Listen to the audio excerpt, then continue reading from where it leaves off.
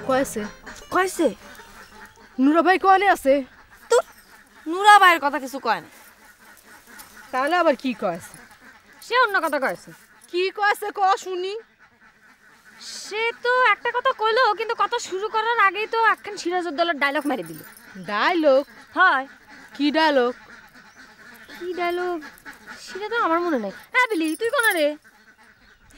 Dialogue খান হতিছে, সে দেখুন জাফর আলী খা, বাংলার শ্যামল প্রান্তরে দুর্যোগের ঘন ঘটা, তার কোমল বুকে রক্তের আলপনা, স্বাধীনতার সূর্য আজ অস্তমিত প্রায়, কে তাকে আশা দেবে, কে তাকে ভরসা দেবে, কে শোনাবে জাগরণের অভয় বাণী।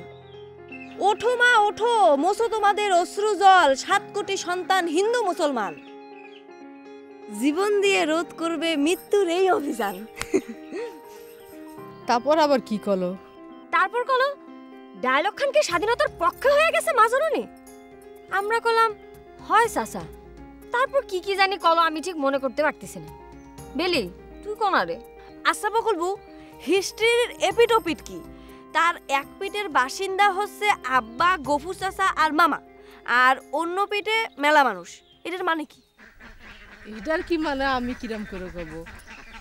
কিন্তু আমার মনে হচ্ছে এর মধ্যে নিশ্চয়ই কোনো রহস্য আছে। রহস্যটা বাইর করতেই হবে বকুলবু।